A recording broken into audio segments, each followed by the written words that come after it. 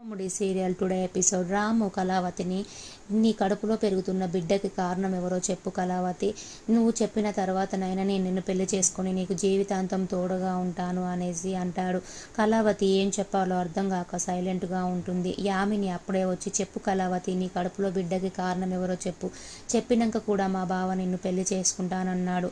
మా బావ ఎంత గ్రేట్ చూసావా అనేసి అంటుంది. అప్పుడు యామిని, యామిని నువ్వు మాట్లాడకు యామిని అనేసి అంటుంది.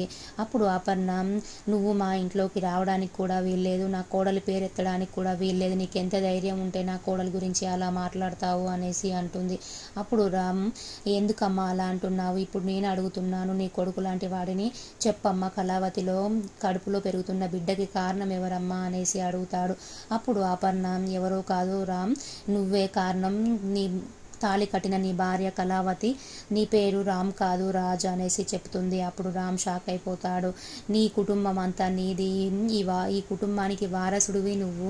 ఈ యామిని యాక్సిడెంట్ తర్వాత నిన్ను వాళ్ళ ఇంటికి తీసుకెళ్ళి బావ అనేసి పేరు పెట్టి వాళ్ళ ఫ్యామిలీ అంతా నిన్ను మోసం చేశారు. నువ్వు గతం మర్చిపోయావు.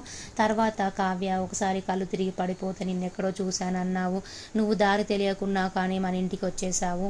బాబు, నువ్వు నా కొడుకువే, నా కన్న కొడుకువి, నా పేగు తెంచుకొని పుట్టిన నా కన్న కొడుకువి అనేసి అంటుంది. అప్పుడు రామ్ షాక్ అయిపోతాడు.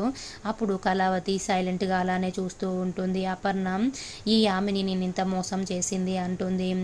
అప్పుడు రాజుకి కొంచెంగా గతం గుర్తుకొస్తూ ఉంటుంది. అప్పుడు రాజు కళ్ళు తిరిగి కింద పడిపోతాడు. అందరూ కలిసి తనని హాస్పిటల్ తీసుకెళ్తారు. అప్పుడు అపర్ణ, నేను చెప్పకుండా ఉండాల్సింది, ఇప్పుడు రాజు ప్రాణాల మీదకి వచ్చిందని బాధపడుతూ ఉంటుంది. కళావతి కూడా చాలా బాధపడుతూ ఉంటుంది.